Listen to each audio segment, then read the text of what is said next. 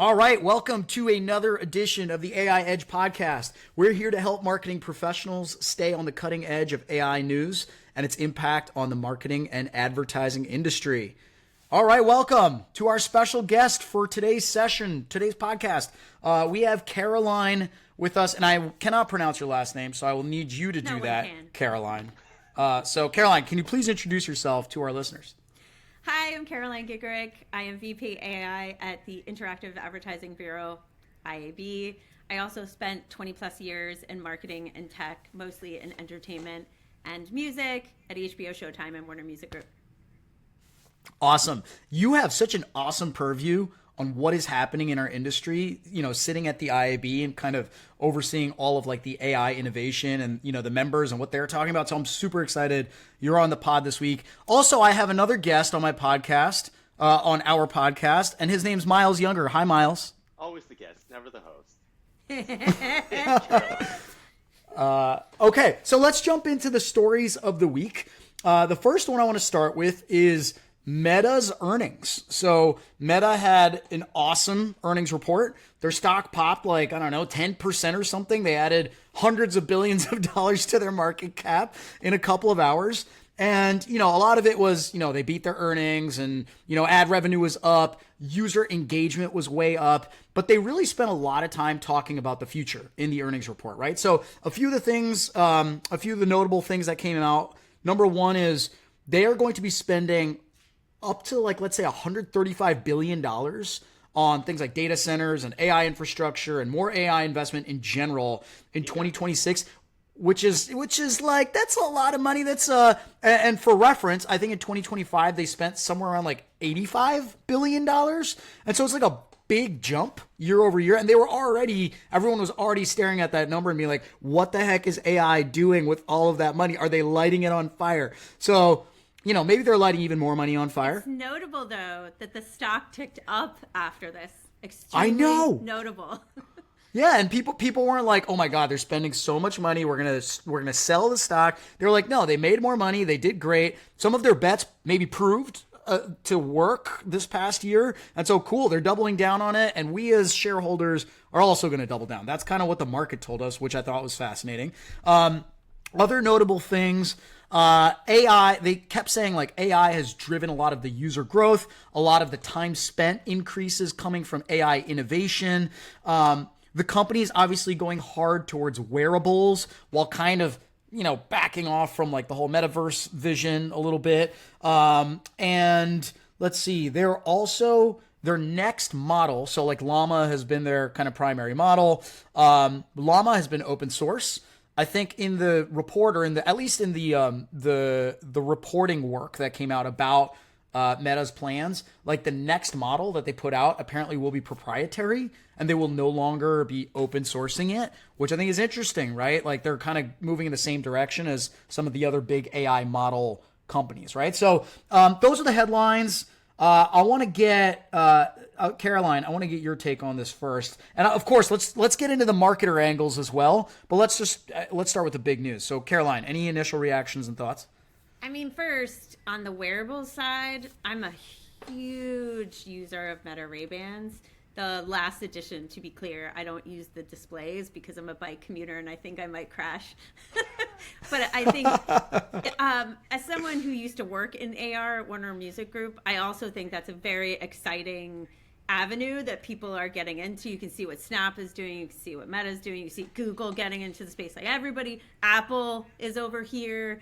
I think wearables are the next holy grail, so good to see what they're doing.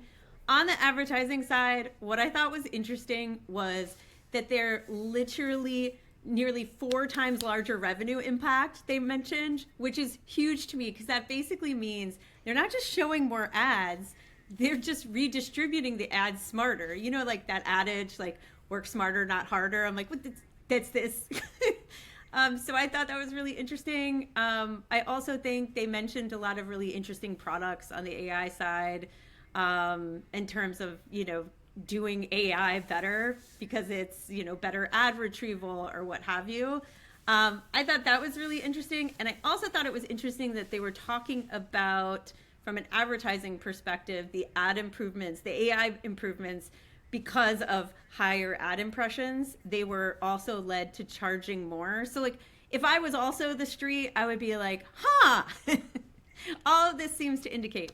One thing that I think is interesting that Meta has been quite transparent about is utilizing the AI conversational data outside of sensitive data for ad targeting, which I think is a really interesting strategy. They haven't necessarily leaned in on the consumer UX in chat interfaces, but to me, the data is the ad targeting holy grail. So I get it. Totally. Caroline, like it's interesting that like if they're using AI to essentially either directly or indirectly increase time spent, then indirectly they're using AI to just manufacture more ad inventory that they can sell. And then to your point, that ad inventory is not then being dilutive to their like pricing power. It's actually adding to it because they're using AI to make the ad placements themselves even more effective than they used to be because they're matching, user and ad, better and better and better. And, I have the same view as you of like looking at Meta and they're investing hundreds and hundreds of billions. And that isn't even news. They've been out way ahead of everybody else. Google, Amazon, Oracle, all these other, X and whatever Elon Musk's things are. They've been way out ahead of those companies for several years now. And we have yet to really see like, well, is there some new product that you're going to launch that's going to get consumers hooked? But maybe for now, that product is just making Facebook products that much more compelling that people are spending that many more minutes per day. And that's enough for now for them to just keep the, money printing machine going. Well, I would say, Meta AI is a relatively new product and they're trying to increase their stickiness all the time. And they, like Google, are leveraging their network effects. Google, it's Google. Meta, it's WhatsApp and Instagram and et cetera, et cetera, et cetera. And that's an interesting strategy because you can start to integrate your product into existing interfaces so that people are like, oh, what's this new thing? Versus, of course, ChatGPT is clearly killing it in terms of volume, but they had to go from zero to somewhere with people. I'm still trying to get my mom to try AI, for instance. I think it's I think some of these angles are fascinating, right? Like Google has taken very much a direct to consumer approach. Like we want to put the LLM in the user's hands. We want them to use it as a new way of discovery and search. Whereas Meta is very much like using it in the background, Caroline, to your point. And that's just like a fascinating zig while everyone else is zagging. And, I think most people are probably pretty bearish on that because like they don't see it and feel it. Yep. Right? Because that's what we as consumers tend to do. We're like, oh, well, I can't see the thing. So clearly, like, I don't understand how they're just burning all this money on this thing that doesn't exist to me. But they're clearly using it to drive their business forward in a pretty impactful way, right? Like it's showing in the numbers. And I think that's just fascinating. I also think it's interesting to think about like, listen, Meta, with all of its products, like user growth is not really an opportunity for them, right? They already have everybody, right? Like they're not going out and getting more net new people in the world using their products. Like sure, maybe a little bit, right? But the growth has to come from taking the existing user base and monetizing it more effectively. And that's what they're doing, right? They're driving up user engagement, stickiness, maybe to the detriment of teenagers and stuff, which is not great. But they're driving up, people spending time on Instagram, et cetera, et cetera. And then they're driving up the ad prices. And listen, like Meta's already been like the ARPU king, right? Like they are the ARPU king of the industry, right? Like if you look at the chart of ARPU of all of these companies, like Meta is just way far out ahead of everyone. And it's fascinating that they want to make that bar, their ARPU bar, go up even higher. And it's just, it's working. So like, hats off to them. I wanted to tell you a kind of funny story I had with my mom that goes back to your earlier point. So I'm like, Mom, I'm VP AI. You have to try AI. It's kind of embarrassing that my mom has literally not tried AI. And she goes in her sweet Southern accent, but Caroline, I use Google all the time, and it gives me the AI summary. And I'm like, yeah, Mom, but that's not exactly AI. That's a summary. And then I'm trying to explain to her the difference between Gemini and AI summaries. But what I'm trying to highlight is what you said earlier about like baking it into existing products. So people almost don't even know what they're interacting with. It's just a new feature in something they're already using. And I thought that was a fascinating conversation that made that very clear. I mean, one of my relatives was recently using Gemini, or maybe they were just typing the question straight into Google search to shop for a car. The way that all the AI pundits are like, this is how people are going to, and it's just like, everyday American person, relative of mine, like not a techie, doesn't live in New York, LA, San Francisco, whatever. Just it clearly to them, they're like, yeah, this is going to be so much easier. I'm just going to ask Google/Gemini, and I'm not going to care that I'm using Gemini versus AI answers or whatever. So yeah, I mean, it does seem to be like percolating out to everyday people through just integration into these existing products that they're already like used to using. Yeah, that's the genius of Google's direct to consumer AI strategy, right? Like it just like the mom story and the relative story, just like that is why Google has the opportunity to win, right? Distribution, integration, and they're taking advantage of it, and they're being really smart about it. So sorry, I don't know how we ended up on Google. We started talking about it's because of my mom. Meta. I had to include her. It's because of your mom. Yeah. No, I love the southern accent. Really good, Caroline. Really good. Yeah, I'm gonna ask my mom to rate it after this podcast. Make her listen to the AI podcast. She might not use the AI tools, but we can maybe get her to listen to the pod. Okay, let's go to the next story. I thought this was really interesting. It was kind of like buried a little bit, but I thought this was fascinating. So apparently YouTube has overtaken Reddit as the go-to citation source for LLMs. And so, it used to be that like Reddit was, I don't know the exact numbers, but like over 15% of AI answers were citing Reddit as kind of the source. And now, and like YouTube was much lower, and now YouTube has gotten up to that level. It's kind of flip flopped. Like I think Reddit's now sub 10%, and now YouTube's up there. And, in the story, I think they credit it to like YouTube and YouTube creators doing a better job of kind of like taking the videos, turning them into transcripts, parsing out like metadata, and tagging the videos all appropriately to make it AI crawler friendly. And, I think that's fascinating, right? Because as we think about the impact of, how consumers are discovering products and learning about things and where that source information comes from. And if you're a marketer and you're thinking about AI visibility, like, yes, in the past you were thinking about Reddit, and you should still keep thinking about Reddit and other areas, but thinking about video is really fascinating, right? I would have never even like predicted this story could be a headline. Like I wouldn't have predicted it. It wouldn't have been on my bingo card. But here we are, and YouTube is the most cited source. So, Caroline, let's start with you. Any quick takes on this? Okay, so I have three thoughts on this. One, marketers are probably all like, "Oh, come on, we just literally executed our Reddit strategy." Like, marketing teams are probably in front of their CMOs, like, oh, I mean. And so now their video content strategy is not just human driven, but it's AI driven, of course, and they have to think about both of those avenues. The second one, which is interesting to me, is that attribution is going to need a shift. And I'll give you the exact example. Okay. If you go into, I'm just using one.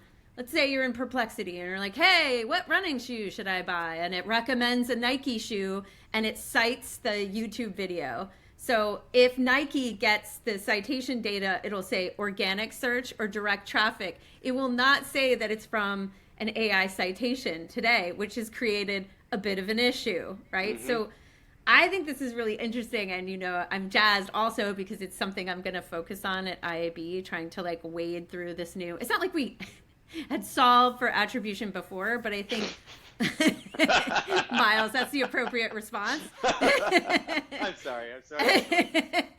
But I do think attribution with LLM shopping is about to get so much messier. And this is just one more data point on attribution's getting messy.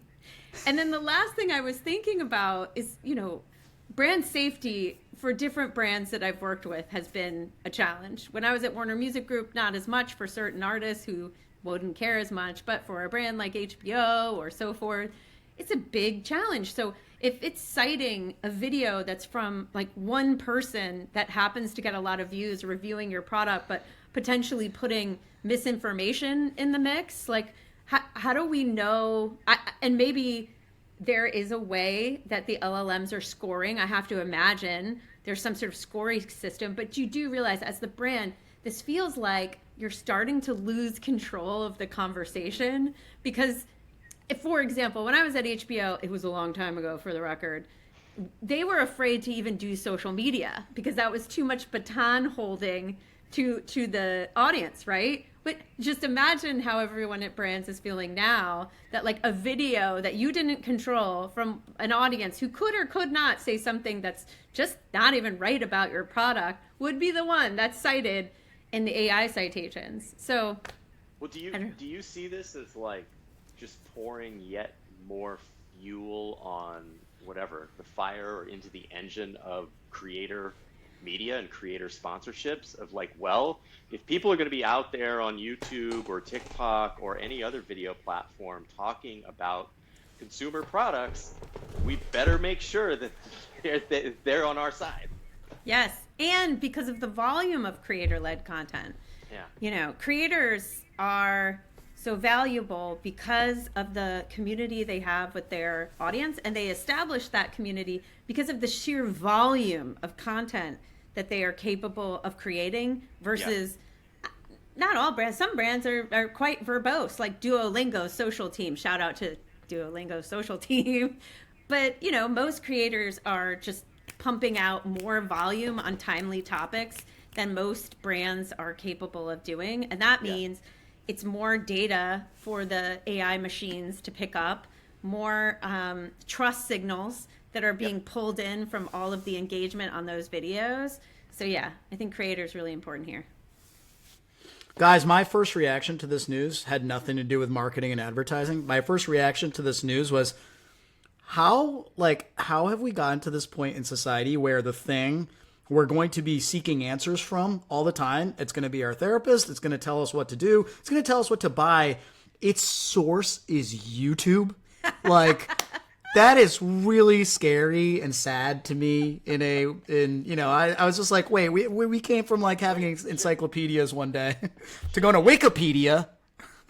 Shiv and Caroline, are either both of you like YouTube viewers? Like, do you you watch? Oh yeah. Well, and that's one thing I think is really funny because I worked in television for a long time, and a good buddy of mine, Evan Shapiro, talks about this a lot. It's like people forget that like all of the premium content is now on YouTube. The Daily Show, the whatever. I had to pick up the Daily Show first. But that means that everything is being funneled to YouTube. YouTube is like the everything machine, and like creator is there, professional content is there, news is there. I was watching Davos. Like it's all in YouTube, which is why it bypassed. It was like, bye Netflix. Time spent, which was like a big signal to me. So I actually think if we were going from the beginning of YouTube when it was all like cat videos, I would have been like, Shiv, oh yeah, dangerous. But now it is like the internet of everything.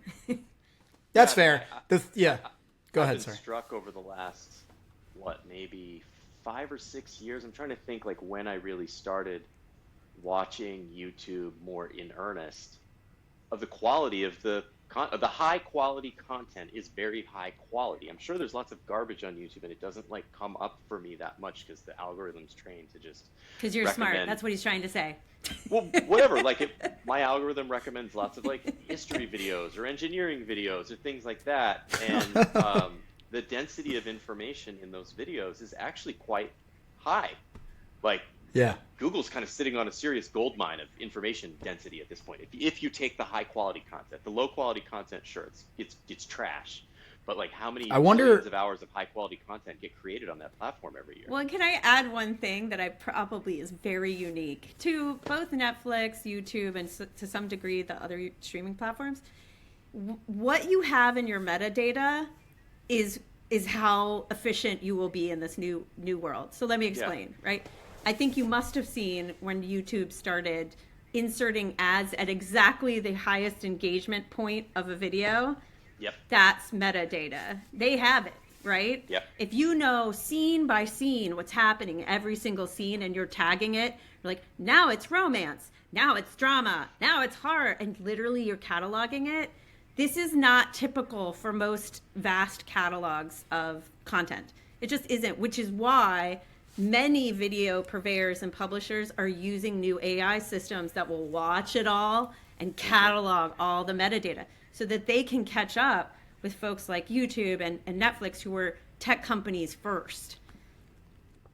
I have a confession to make. I have started lately on Friday nights, just like doom scrolling YouTube.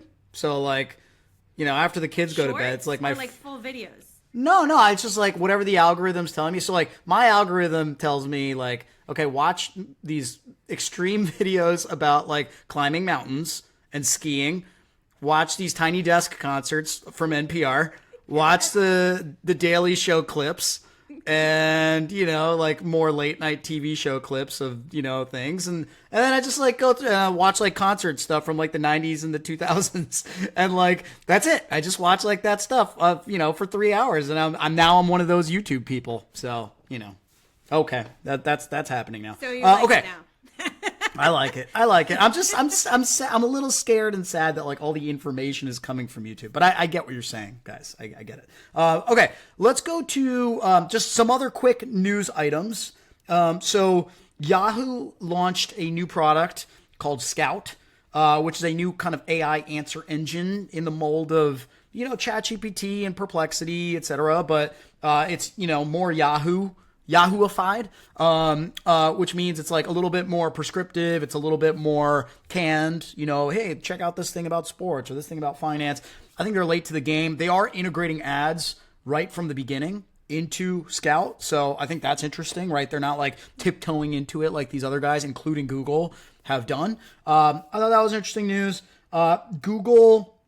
Google's AI mode. So Caroline, the thing that your mom kind of uses, she uses AI overviews, but like, you know, similar, getting into AI mode from there is the next step. AI mode now apparently like attaches itself to your Gmail and your photos organically if you're logged in, and starts kind of pulling in context to personalize its answers and its responses to you in AI mode. And like, I'm pretty sure like it'll just go to Drive next, and it'll go to Google Maps and all the other things. Like, why not just sync it all? You know, Google's got all your data. So that is happening, which makes tons of sense, and it's fascinating. Let's see. There was another bit of news from Google. So Google launched something called Genie 3, which, you know, the way I saw it, you know, I was doom scrolling social media and I saw like Google now announces this cool product called Genie 3, which allows you to recreate GTA in Greenland. And then you see like this old man like running through Greenland, like beating people up and stealing cars. And I was mesmerized. You know, I sat there and I watched the video for like a solid 45 seconds. But I think that's really cool. Caroline, any thoughts on that one? I was so blown away by the trailer of that new Google Genie product that I immediately reached out to them to be like, oh my God. And the reason is that in my former role at Warner Music Group, I led a team of UX designers and developers. And part of what we were responsible for was coming up with new innovative ways for artists to interface with their fans. And games was an up and coming, and I mean more like casual game environments where, you know, you would be in the world of the artist and also listening to their music, but it was a great engagement tool, right? If I could use something like this that was lower cost, higher speed to market, like how revelatory. And that's, you know, from a brand use, like there's many other brand reflections of this that would make sense to me, and the speed to market would be incredible. And then of course personal use, like I mean I saw the video they made and it was like, a dog in like what looked to me the Swiss Alps, and I'm like, oh cool, can I make a game of my Frenchie like in an adventure somewhere? I'm sure you can. I'm sure, right? Like that's the point. It's the little thing I saw in that tweet was, the gaming development now is just fundamentally going to be completely different, right? Like you don't need necessarily all these gaming studios and creative folks designing all these worlds, and like AI can just do a lot of it. I am sure they would say if they were here, well, you still do. And I want to be careful because as someone that used to work with all of these television studios, like there is a difference between working with like a David Simon on The Wire, where the guy was so meticulous, like he literally wouldn't shoot in HD because he wanted The Wire to be gritty. Like, oh, real one. Like that's master craft. You know what I mean? So I think there is a place for these premium game studios to make the games that people are gonna like go hard on. Like I don't think somebody's really gonna replace GTA, but then I think there's also a place for these more like casual, quick created games to also engage. I think there's a place for all of it. Totally. And, well, I'll get virtual tomatoes pelted at me, but one of my takes on AI, and I sorry, I haven't actually watched this video, but based on what the two of you are saying, what's going through my head is, if this isn't the metaverse, what is? Like the metaverse was always like, let's virtualize things, put them into an environment where people can blend them together and interact with them and create experiences. And it feels like we're now coming at that via AI, whereas the metaverse of like 2021 or 2022, whenever it was like super hot, was more kind of like, oh, we're going to come at it from this like deliberately designed blocky world that people are going to inhabit. And I'm like, yeah, if you're creating a virtualized version of your dog, Caroline, and putting it in a virtualized version of the French Alps, and then integrating that with like, Grand Theft Auto, and creating a complete experience out of whole cloth, just because you don't have a VR headset on doesn't mean you didn't just create a virtualized world that you're now inhabiting, or that somebody else could go inhabit with you. And so I think, again, it's probably, people are going to laugh at me, but I was never so down on the metaverse. And I think it's all coming back just under another name, and people just aren't quite realizing it yet, that's what AI is kind of turning into. Yeah, I think AI accelerates. I don't want to call it metaverse. Can we just not? Yeah, we don't have to call it metaverse. Well, no, when I was at Media Monks, we had a whole thing. Media Monks certainly rode the metaverse trend, like every agency and consultancy.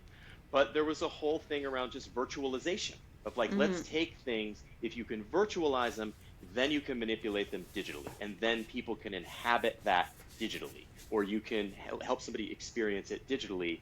And it's all around this concept of virtualization, which Google, in particular, because they have incredible information on YouTube, they have incredible information in Google Maps, like down to incredible detail. They have incredible information across like academic stuff. Like if any company in the world can create, virtual worlds through, whatever world models that aren't just like scraping Reddit posts, it's going to be Google. Yeah. Yep. Agreed. Okay. Last news story, and then let's dive into your work, Caroline. I think this is going to be a nice segue. So we can't like have a podcast right the week before the Super Bowl and not talk about the Super Bowl. The Super Bowl is all about advertising. It's not about football. So, there was a thing that came out in Adweek that there's going to be tons of AI ads, obviously, this year. I'm pretty excited to see some of the AI ads. Just like, I don't know, 3-4 years ago, we were excited to see all the crypto ads. And some of them didn't disappoint. They were like equally ridiculous and funny and stupid and all the things. And so, the AI ads hopefully will deliver this year. OpenAI is going to be spending some money on the Super Bowl. It's going to be interesting to see what that looks like. Meta is going to burn some of their cash, their newfound cash from the stock market and shareholders on the Super Bowl as well. Adweek is going to have this like AI influencer index that they're going to be publishing real time. That's going to show like the top 7 ads on the Super Bowl that are showing up in AI queries and answers, which is really, like it'll be a fun little gimmick, but like, okay, well, what's actually showing up forget about showing up on social media. What's showing up in AI, right? And so that's going to be interesting. So, Caroline, sorry. Do you want to opine on that quickly and then transition us smoothly into talking a little bit about your work at the IAB? Yeah. So I hope what we see is some good storytelling about the problems that AI solves for consumers. Like, going back to my mom, the reason why I want her to use it is because she has some health issues. Her dog has a health issue. She tells me all about it all the time. And I'm like, if you could just, this would really help you. And the company that I think did a really good job of this in an ad was Perplexity. Do you remember when they did the ad with the guy from Squid Games? Okay, I'll describe. No. So, and I am so bad with actors' names, so I can't remember. But it was one of the actors from Squid Games, and he was locked in this room, and he had to answer questions to get out. So first he goes to, let's just call it a traditional search window, okay? And he can't get the answer fast enough because he's going through all the hyperlinks, right? And so then he's like, I'm just going to load up Perplexity. And he is like, bam, bam, answering all the questions. And he, of course, makes it out and he doesn't die. And I'm like, see, this is the kind That's of the real world. Necessary. Squid Games. That's the real world use case. Thank you, Perplexity. It highlights like what AI does versus a more conceptual, like, thing that only us nerds understand. My hope is that they go to like, what are you actually solving for real people? Yeah, agreed. And to translate it to some things that we've been looking at. So we just did some research about consumer perceptions, and this is shifting to AI use in ads as I sit on the ad side. But it was incredibly interesting because there is now this particular study was focused on Gen Z and millennials because the study was done the former year and really wanted to. Caroline, just in case anybody tuned out earlier, this is the IAB, an IAB study. Yes, this is an IAB research study that was done in 2024 with Gen Z and millennial audiences, and then done again 25 into 2026, where we looked at what are the consumer perceptions of AI use and advertising.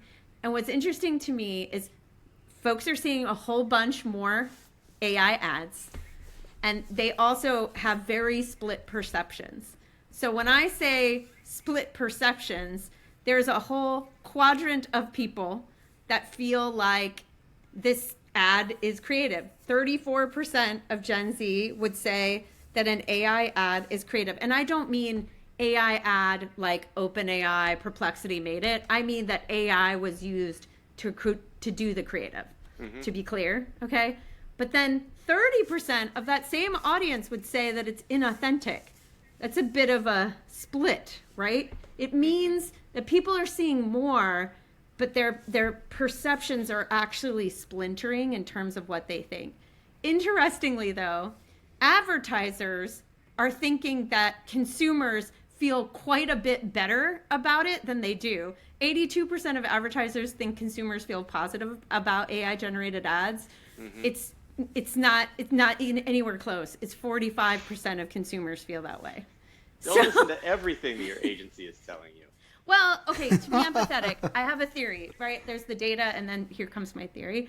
My theory is if you're in an agency today, you're being asked to do more with less. And so everyone is trying to utilize AI to cut production costs and speed to market because all the clients are asking for that. So to be empathetic, I get why they're there, but also we have to be mindful of like, what are the consumers wanting? Yeah. And then I tacked on to this study some thinking about transparency. So are we transparent about AI use in advertising? Do we label it? Because I wanted to know, I looked through, literally, if there's a study out there, I probably looked at it, and I found all sorts of information. Everybody wants transparency. It could hurt advertisers. And so I stalked our own research team and asked them to include questions on this very thing. And I was pleased because what I found with two things that were really important to me. One, clear disclosure was the third highest driver of attention for consumers, and that was behind high quality graphics and funny content, i.e. storytelling. And then the other thing was that it seemed to align with purchase intent, because either it increased the likelihood to purchase, or no change was much higher than the negative impact. And this was really important. So we took... Yes. Caroline, just to like paraphrase that, are you essentially implying that like an advertiser in their ad creative has, in certain senses, nothing to lose through the disclosure? It's either going to be a net positive or a neutral? That's right. Yeah. And I think from the advertising community, because, you know, we do this work for the record with working groups. And the working groups are tech platforms, brands, agencies. Some folks in those working groups were worried, okay, well, if we require labeling, will it hurt the good actors, right? Because then if you're like AI, but there's split perceptions, well, people will be like, oh, I'm not going to buy that, right? So we wanted to make sure that the consumer attitude on labeling, and when I say labeling, we can get into this, but I mean mindful labeling, not across the board. I mean, in certain circumstances, we wanted to make sure it wasn't going to negatively impact advertisers. Yeah. Caroline, did your study or any of the research that you looked at as part of putting that study together shed light on like what, so let's just say a TV commercial or a commercial that might run on YouTube or any video platform is one might assume that an everyday person's perception of the commercial is that it's fake. Everyone knows that that's fake. It's a produced, contrived advertisement that you're watching. And so were you able to pull apart, like, well, what is it about the fake AI versus the fake real stuff that like bothers people? Because they're both fake on a certain level. Yeah, that's a really good question. We did look at it. We broke it into, I think it was called manipulated photo or video techniques. Okay. And what we meant was all the stuff that already exists today.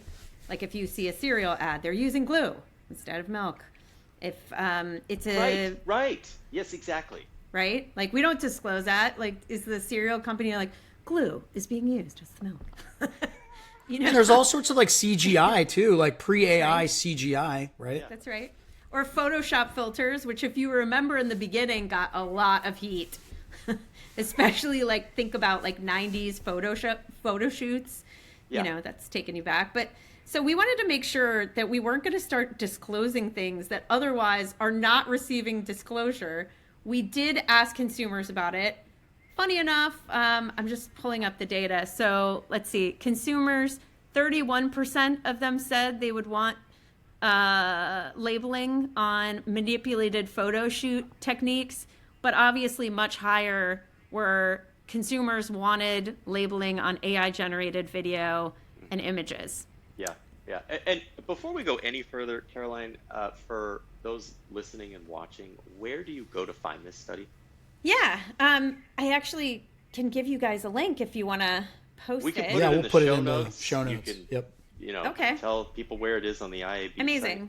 Yes, it's. I will give you a link for both the research and the framework. Great. I just wonder, Caroline, as like, you know, AI becomes more of a normal part of everyone's life. And, you know, your mom, you know, in a couple of years is just using it willy-nilly, and, you know, and my mom and everybody else. I wonder how these sentiments and this data is going to change. Just like, you know, you mentioned Photoshop filters back in the day, you know, rankled everybody and got them all twisted up. And now no one cares, right? And it's like, okay, well, over time, as people just kind of, you know, AI just becomes part of everyone's life and they accept it more. How are these things going to change? And I also, another thing I wonder is like, you might have already mentioned this and maybe I wasn't paying as close attention as I should have, but like, I wonder how much of the consumer sentiment, like the negativity, is driven by care for like care for people and art and production value versus like how it impacts a person themselves. I don't know if I'm making any sense. You are, and actually that Digiday article that talked about the NFL Super Bowl AI ads talks about that exact thing. And I think that's right. Okay. People are worried about hallucinations, job displacement, all of the Right. negative things that have come in the macro about AI use. So I think that's very fair. Yeah. Caroline, Okay. I have one other question. But wait, let me answer your other question because it's a really good one. Yeah. You asked, are consumer perceptions of AI going to change over time? And have you thought about that? And yes, we talked a lot about that. So we tried to know, because when you publish anything on AI, and I'm sure you guys feel the same way, the minute you click send, you're like, and it's outdated. Yeah. Yep. So we tried to include language that said that we realize that consumer sentiments are going to change and we're going to update this framework based on the shift in consumer sentiment over time. Because right now, AI is very much a hot topic, but frankly, it should become invisible. I'm hoping that we're not calling things an AI ad, but just an ad. Yeah. Well, so to maybe take the concept of invisibility as related to what I was going to ask you. So from both the perspective of your research into consumer perceptions and trying to build, trust frameworks that the industry can adopt, trust and disclosure types of frameworks. But then also from the perspective of marketers and sort of marrying this back to the, whatever long-running trend, 20-ish years of digital personalization. Did you look at all around issues or considerations that would come up where multiple different consumers are seeing different ads because they're all just being generated by AI, and so the ad maybe in a year or two that you may see, maybe literally none of the other 8-9 billion people on earth saw, because that ad was for you. The chat that you had with the customer service chat window was a bot, and they need to disclose that. And are you getting into any of that? It's such an important point. And did we get into it? Oh my gosh, did we have massive discussions around this? Because you can imagine some tech platforms would not want to be responsible for labeling thousands of variants. Yeah. Fair.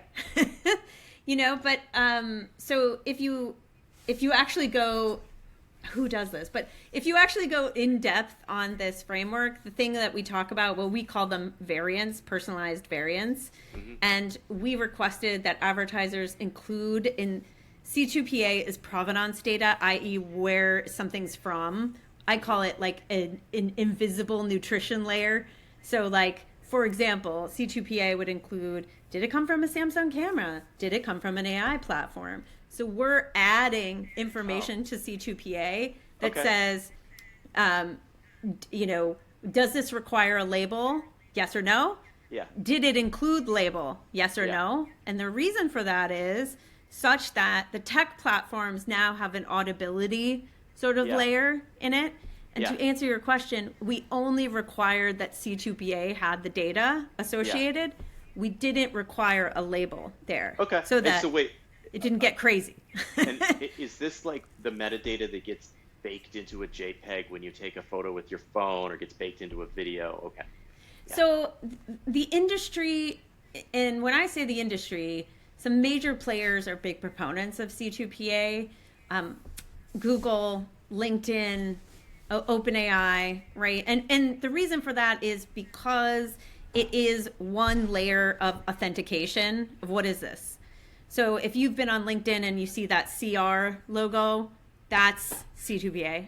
Now, most people, this was also a heavy conversation, have no idea what that logo is. So is it a good consumer label?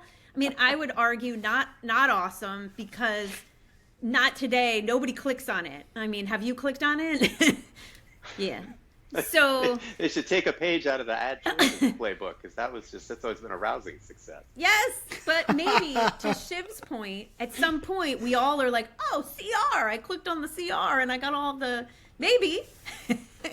We can only hope. So when we put what actually visually a consumer should see, we left options including maybe it's what TikTok is using with those stars. Maybe it's the CR. Maybe it's a text label, though you can imagine that most advertisers don't want any real estate with additional text. We're doing that to try to get market signals from folks in the advertising industry about what works, so that we can turn this into standards. Yeah. Okay, this was this is super interesting conversation. Caroline, any final kind of thoughts, notes, takeaways for the audience on just like the IAB's work, the AI transparency disclosure framework that you're putting out, that people should know about? I mean, I would say that for folks that are listening that are IAB members, I absolutely encourage you to join our AI committee where you have influence over this work. Also, we have great speakers that we bring in quarterly. I think a lot of folks aren't even aware that that's open to them. So that's what I'll leave you with. Cool. I love that. Maybe me and Myles could join once in a while. Yeah, you should. Myles, do you have any final thoughts for the listeners? I don't. This has been a great discussion. Yeah, Caroline, this is a lot of fun and Thank super you. informative on the topic. So thank you. This was a lot of fun. My final takeaway for everybody is watch the Super Bowl, watch the AI ads, develop some thoughts and opinions about it, and let's all talk about it on the next pod after the Super Bowl. Right, Myles? That'll be fun. Don't make me watch the Super Bowl. Please watch the Super Bowl, Myles. Okay. Well, no Bad Bunny. Bad Bunny. Yes. Bad Bunny. Caroline, thank you so much, Caroline, for joining us. This was an awesome conversation. Thanks, Myles, as always. Thanks to our listeners. And we'll see you all again next week.